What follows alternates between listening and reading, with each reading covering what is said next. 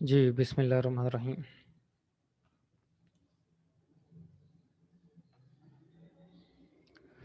आज का ये टॉपिक देख लें जी। कुछ डेफिनेशंस ही हैं, कुछ कुछ बेसिक्स हैं मैट्रिसेस के। जिसमें सबसे पहले आप देख रहे हैं ये इनवर्स मैट्रिक्स की डेफिनेशन है। इनवर्स मैट्रिक्स क्या होता है? Let A B a square matrix of order N. अब स्क्वायर मैट्रिक्स को हमेशा हम ऑर्डर एन ही बोलेंगे। A matrix B is said to be inverse of A if A B is equal to B A that is equal to identity matrix. तो inverse matrix हम किसे कहते हैं? अगर बी एक इनवर्स मैट्रिक्स है तो हम ए बी को मल्टीप्लाई करेंगे तो वो आइडेंटिटी मैट्रिक्स आएगा, या बी ए को मल्टीप्लाई करेंगे तो आइडेंटिटी मैट्रिक्स आएगा। ठीक है, तो कोई भी ए स्क्वायर मैट्रिक्स हो तो बी उसका इन्वर्स कब होगा? जब ए को बी से मल्टीप्लाई करें तो वो आइडेंटिटी मैट्रिक्स आए, और चाहे बी को ए से मल्टीप्लाई कर लें तो दोनों तरह से ही। The inverse of square matrix may और मे नॉट एग्जिस्ट। ये याद रखना है कि ज़रूरी नहीं है कि हर मैट्रिक्स का ही इन्वर्स एग्जिस्ट करे। फॉर एग्जांपल, ये एक ए मैट्रिक्स लिखा हुआ है, 1 -1 -1 1, इसका इन्वर्स एग्जिस्ट नहीं करता। तो आप सिंपली अगर देख सकते हैं तो इन्वर्स कब एग्जिस्ट करता होता है? जब डिटर्मिनेंट नॉन ज़ीरो हो। तो आप इस मैट्रिक्स का डिटर्मिनेंट चेक करें तो 2/2 का डिटर्मिनेंट कैसे चेक करते हैं? 1 × 1 माइनस ये -1 × -1, तो ये -1 बनेगा, तो इसका डिटर्मिनेंट ज़ीरो आएगा। तो इसलिए इसका इन्वर्स, जिसका भी डिटर्मिनेंट ज़ीरो आएगा उसका इन्वर्स एग्जिस्ट नहीं करेगा। An inverse of a matrix if it exist is unique. अगर इन्वर्स किसी मैट्रिक्स का एग्जिस्ट करता है तो वो यूनिक होगा। Inverse of matrix A is denoted by a⁻⁻1, that is called inverse of ए।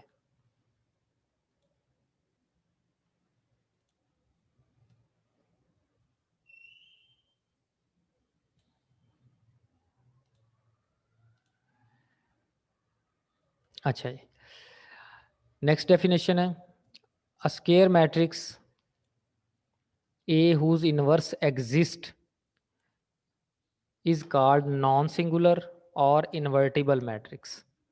जिस मैट्रिक्स का इन्वर्स एग्जिस्ट करे उसको हम या तो नॉन सिंगुलर क्यों कहते हैं? क्योंकि डिटर्मिनेंट नॉन ज़ीरो होता है। तो जिसका डिटर्मिनेंट नॉन ज़ीरो हो उसको हम नॉन सिंगुलर कहते हैं, और जिसका डिटर्मिनेंट ज़ीरो हो वो सिंगुलर मैट्रिक्स होता है। और जिसका डिटर्मिनेंट नॉन ज़ीरो है उसका इन्वर्स भी एग्जिस्ट करता है, इसलिए उसको इन्वर्टिबल मैट्रिक्स भी बोलते हैं। Square matrix which do not have inverse is called singular matrix. जिसका इन्वर्स एग्जिस्ट नहीं करता उसको हम सिंगुलर मैट्रिक्स बोलते हैं। Some properties of inverse matrix. Number 1, A inverse अगर मैट्रिक्स है हमारे पास तो उसका मजीद दोबारा फिर इन्वर्स ले लिया जाए तो वो ए के इक्वल आ जाएगा। जैसे एक पहले ए मैट्रिक्स है उसका इन्वर्स ले लें और उसका दोबारा फिर इन्वर्स ले लें तो फिर वो ए के बराबर आ जाता है। इसी तरह से ए बी दोनों को मल्टीप्लाई करके फिर उसका इन्वर्स लिया जाए तो वो इक्वल होता है, पहले अब बी आ जाएगा, बी इन्वर्स ए इन्वर्स, कि बी इन्वर्स और ए इन्वर्स को मल्टीप्लाई करें तो वो आंसर आता है। इसी तरह से ए ट्रांसपोज का इन्वर्स जो होता है वो ए इन्वर्स का ट्रांसपोज, वो चाहे अब ट्रांसपोज चाहे इन्वर्स लेने के पहले ट्रांसपोज ले लिया जाए मैट्रिक्स का फिर इन्वर्स लिया जाए, या पहले इन्वर्स ले लिया जाए बाद में ट्रांसपोज लिया जाए, तो वो एक ही बात है। दोनों तरह से आंसर सेम आएगा। फॉर एग्जाम्पल, ए मैट्रिक्स है हमारे पास 6 -2 -3 -1 1 0 -1 1 एंड 1, और एक बी मैट्रिक्स है ये लिखा हुआ है 1/4 -1/4 3/4 1/4 3/4 3/4 0 -1 1। तो अगर हम ए को बी से मल्टीप्लाई करें तो हमारे पास जो आंसर आता है वो आता है 1 0 0 0 1 0 और 0 0 1, और दैट इज आइडेंटिटी मैट्रिक्स। ठीक है, इसको हम I3 लिख सकते हैं। ये हमारा मैट्रिक्स है I3। 3 का मतलब है ऑर्डर 3 का है। आई आइडेंटिटी मैट्रिक्स, तो आइडेंटिटी मैट्रिक्स ऑफ ऑर्डर 3। तो यहाँ पर हम कह सकते हैं कि बी जो है वो ए का इन्वर्स है और ए जो है वो बी का इन्वर्स है, दोनों एक दूसरे के इन्वर्स। ए को हम बी का इन्वर्स कहेंगे और बी को ए का इन्वर्स कहेंगे।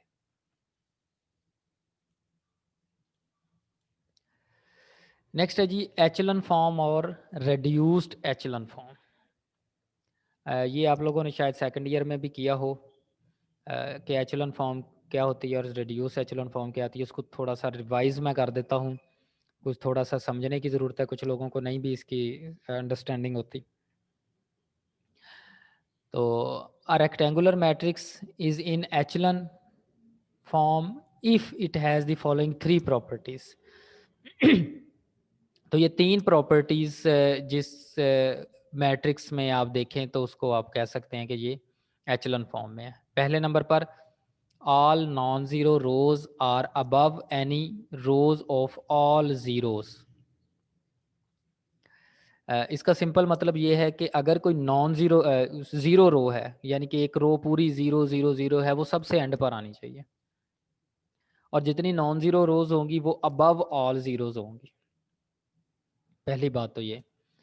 दूसरे नंबर पर each leading entry of a row is in column to the right of the leading entry of the row above it.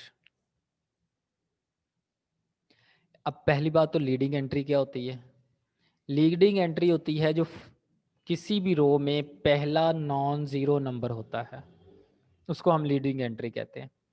तो लीडिंग एंट्री जो पहली आएगी जहाँ पर भी, उसके बाद नेक्स्ट रो में जहाँ पर लीडिंग एंट्री होगी वो राइट साइड पर होगी उससे ऊपर वाली रो के।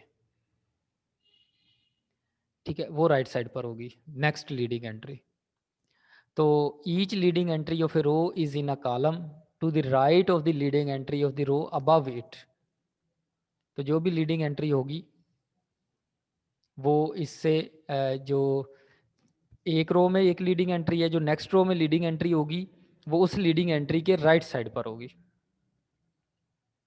ये 2 पॉइंट हो गए। तीसरा point, all entries in a column below the leading entry are zero. और लीडिंग एंट्री के नीचे वाले जितने भी एलिमेंट्स होंगे वो सारे ज़ीरो होंगे। जो भी आपकी लीडिंग एंट्री है उसके नीचे वाले जो भी एलिमेंट्स होंगे वो ज़ीरो होंगे। इसके बाद है जी for matrix in echelon form. ये तो हो गया जी असल में एचलन फॉर्म। अब रेड्यूस एचलन फॉर्म क्या होता है? If a matrix in echelon form satisfies the following additional condition then it is reduced echelon form. अब वो एडिशनल क्या है? The leading entry in each non zero row is 1। और दूसरे नंबर पर each leading 1 is the only non zero entry in its column. ये 2 points, यानी कि एचलन फॉर्म के लिए आपने 3 पॉइंट्स चेक करने हैं और रेड्यूस एचलन फॉर्म के लिए आपने 5 पॉइंट्स चेक करने हैं कि ये रेड्यूस एचलन है या नहीं है।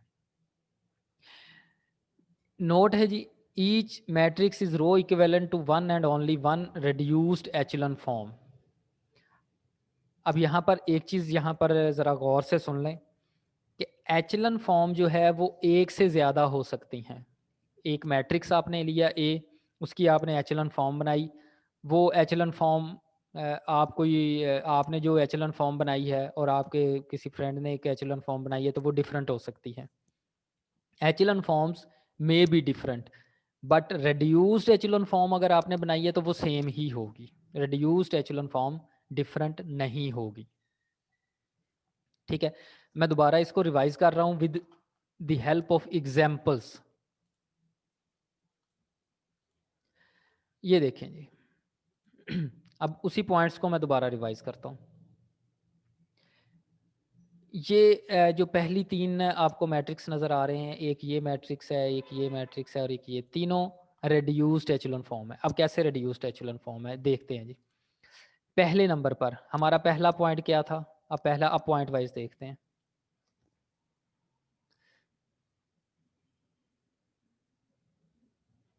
पहला point, all non zero rows are above any rows of all zeros.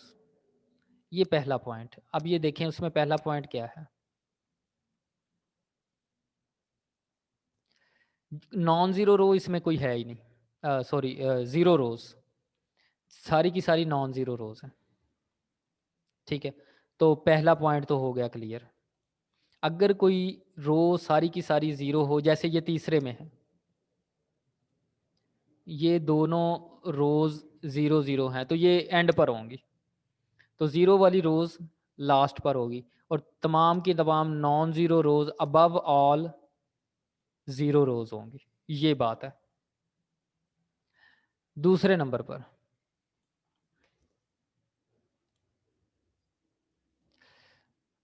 Each leading entry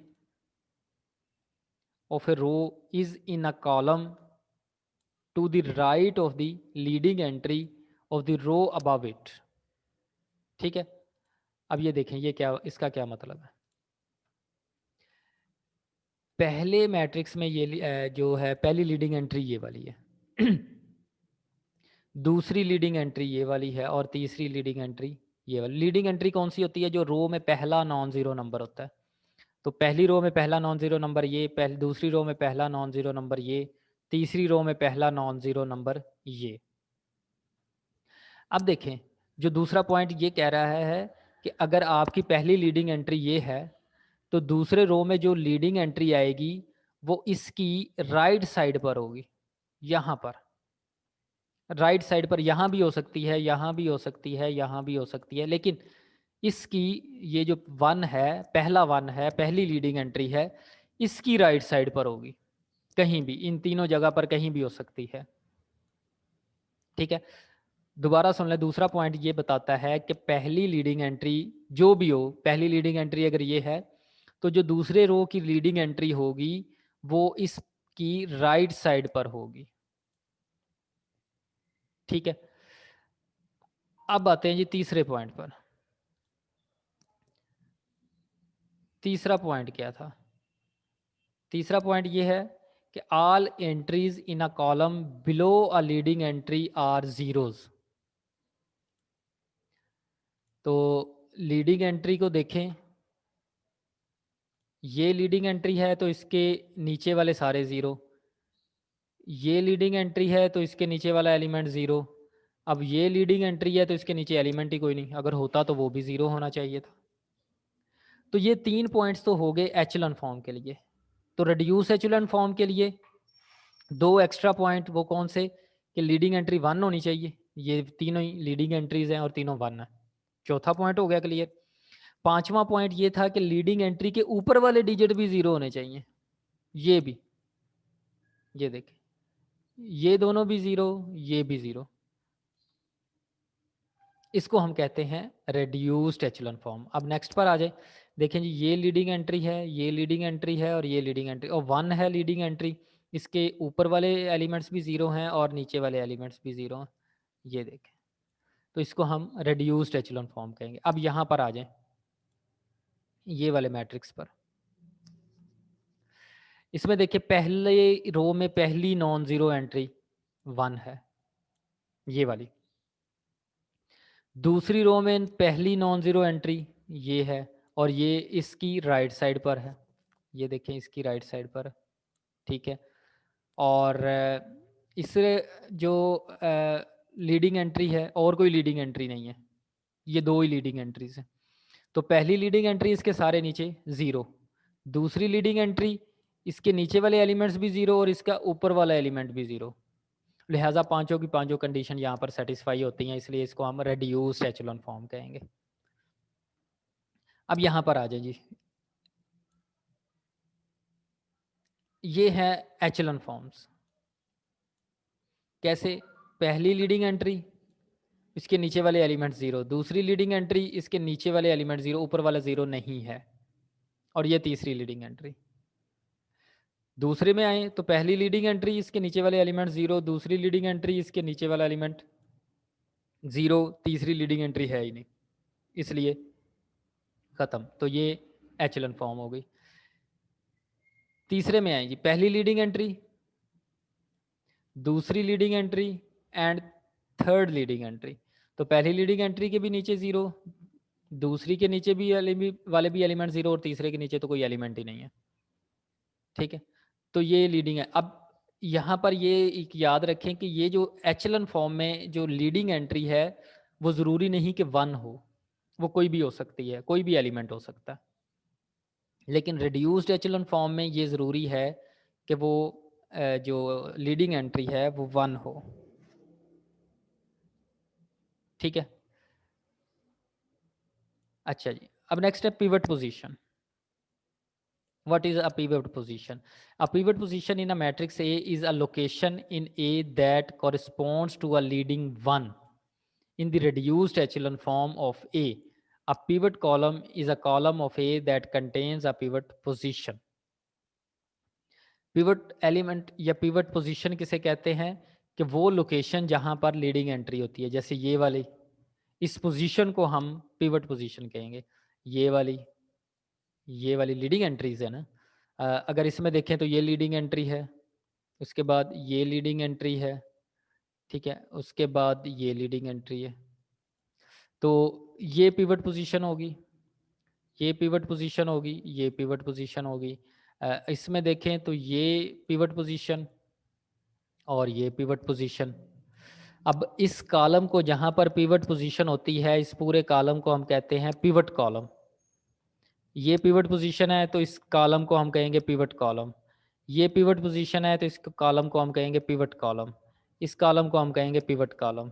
इस कॉलम को हम कहेंगे पिवट कॉलम। इसी तरह से ये पिवट पोजीशन है तो ये कॉलम पिवट कॉलम होगा, ये कॉलम पिवट कॉलम्स होगा। ठीक है, तो हर जो भी लीडिंग एंट्री होगी उस पॉइंट को, उस पोजीशन को हम पिवट पोजीशन कहेंगे और उसी कॉलम को हम पिवट कॉलम कहेंगे।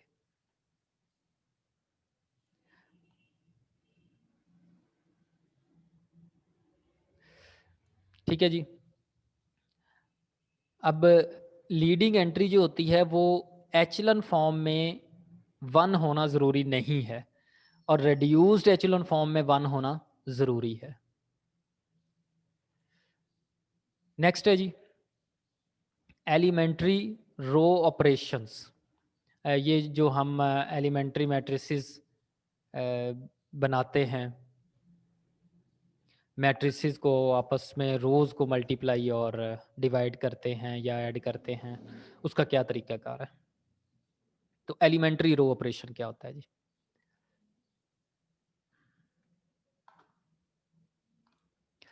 Elementary row operations are as follows. ये 3 रो ऑपरेशंस होते हैं जी, ओनली सिर्फ 3 रो ऑपरेशंस है। पहले नंबर पर multiply a row by a non zero constant. आप किसी भी रो को किसी भी नॉन ज़ीरो कांस्टेंट से मल्टीप्लाई कर सकते हैं ज़ीरो के अलावा। ठीक है, किसी भी रो को किसी भी नॉन ज़ीरो कांस्टेंट से मल्टीप्लाई कर सकते हैं। Number 2, interchange two rows. आप किसी भी 2 रोज को इंटरचेंज कर सकते हैं। And number 3, add a constant time one row to another. एक रो को किसी कांस्टेंट से मल्टीप्लाई करके आप दूसरी रो में ऐड कर सकते हैं। ठीक है, ये 3 ऑपरेशंस हैं जो आप परफॉर्म कर सकते हैं किसी भी मैट्रिक्स पर और उसके रिजल्ट पर कोई असर नहीं पड़ता, यानी कि वो सेम ही रहती है, उसकी कंडीशंस जो भी होती हैं वो सेम रहती हैं। सो डेफिनेशन, नेक्स्ट डेफिनेशन है जी matrices A and B are said to be row equivalent if either, hence each, can be obtained from the other by a sequence of elementary row operations। इसका क्या मतलब है कि एक matrix A आपने लिया, एक मैट्रिक्स ए, इस पर आपने कोई रो ऑपरेशन परफॉर्म किया। ठीक है, रो ऑपरेशन परफॉर्म करने के बाद जो मैट्रिक्स आएगा उसको हम रो इक्विवेलेंट मैट्रिक्स कहते हैं। ठीक है, ये देखिए matrix A and B are said to be row equivalent if either can be obtain from the other by a sequence of elementary row operation. A matrix लिया, इस पर हमने कोई एलिमेंट्री ऑपरेशन परफॉर्म किया और उससे जो ये नया मैट्रिक्स बना इसको हम रो इक्वेलेंट कहेंगे और इस तरह से लिखते हैं, रो इक्वेलेंट। ठीक है, नेक्स्ट है a matrix E is called an elementary matrix. Elementary matrix किसे कहते हैं? If it can be obtain from an identity matrix by performing a single elementary row operation. Identity matrix पर अगर आप ये 1 0 0 0 1 0 0 0 1 ये आइडेंटिटी मैट्रिक्स हो गया। इस पर कोई आप एलिमेंट्री ऑपरेशन लगाते हैं और इससे जो नया मैट्रिक्स जनरेट होगा, इस पर जो ऑपरेशन लगाकर कोई भी एलिमेंट्री रो ऑपरेशन, तो इस मैट्रिक्स को हम एलिमेंट्री मैट्रिक्स बोलेंगे। ठीक है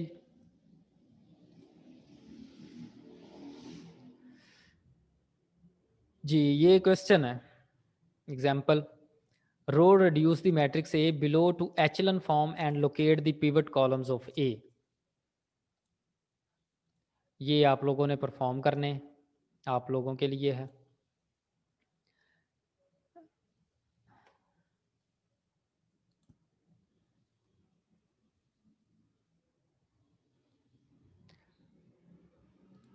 ये रो reduce the matrix,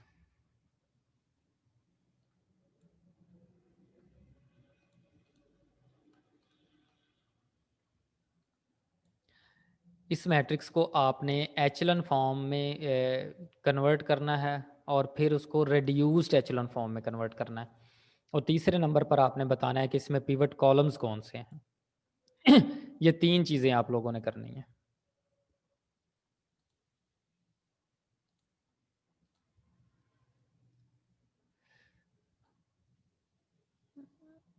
अच्छा जी, ये नेक्स्ट क्वेश्चन है, row reduce the following matrix first in echelon form and then into reduced echelon form. तो ये भी एक क्वेश्चन है जिसको आपने एचलन फॉर्म और रिड्यूस्ड एचलन फॉर्म दोनों में कन्वर्ट करना है। अच्छा जी, नेक्स्ट डेफिनेशन आ जाती है rank. What is a rank? The rank of a matrix A is equal to the number of non zero rows in its echelon और रिड्यूस्ड एचलन फॉर्म। अब जब आप किसी मैट्रिक्स को एचलन फॉर्म में कन्वर्ट करते हो या रिड्यूस्ड एचलन फॉर्म में कन्वर्ट करते हो, तो उसमें जो नॉन ज़ीरो रोज़ आ जाती हैं, एक तो रोज़ होंगी जो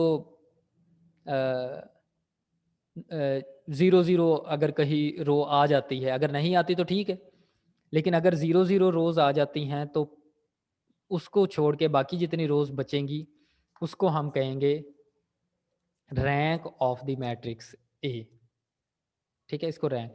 फॉर एग्जाम्पल, ये एक मैट्रिक्स है 5 9 3 -3 5 6 -1 -5 -3। ठीक है, तो ये एक मैट्रिक्स है, इसका हम रैंक फाइंड करते हैं।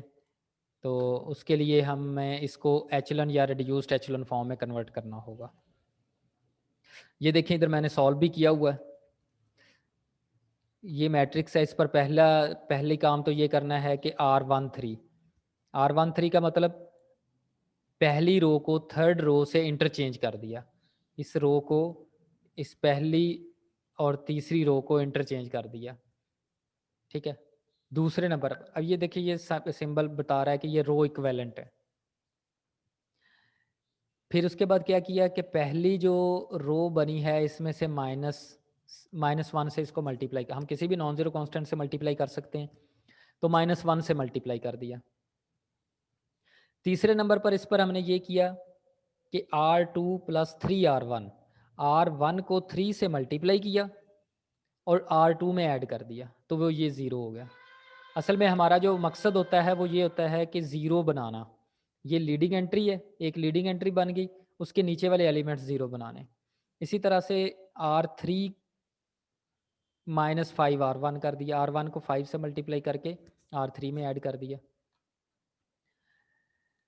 उसके बाद ये पहला कॉलम तो बन गया जी, लीडिंग एंट्री और उसके नीचे 0। अब नेक्स्ट कॉलम पर आ जाए। नेक्स्ट कॉलम में हम क्या करेंगे जी, पहले 20 से डिवाइड कर दें, तो यहाँ पर लीडिंग एंट्री बन गई ये। अब इसके नीचे वाले एलिमेंट ज़ीरो कर दें। वो कैसे करेंगे? R3 + 16 R2 किया तो ये रो सारी ही ज़ीरो होगी। ज़रूरी नहीं कि सारी ज़ीरो हो, लेकिन यहाँ पर हो गई है। तो ये रो सारी ज़ीरो होगी तो इसका मतलब है ये 2 नॉन ज़ीरो रोज़ बची। अब ये एचेलॉन फॉर्म बन गई और ये 2 नॉन ज़ीरो रोज़ बनी। This is in an echelon form of A and the number of its non zero rows is 2। तो ये 2 नॉन ज़ीरो रोज़ हैं। तो इसका मतलब है इसका रैंक जो है वो 2 है। ठीक है जी?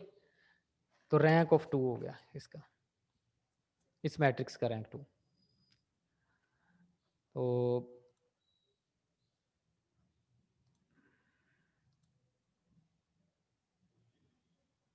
आज के लिए इतना काफ़ी है आई थिंक। आप लोग अपनी अटेंडेंस लगा दें। तमाम स्टूडेंट्स अपने रजिस्ट्रेशन नंबर जो हैं वो मैसेज कर दें।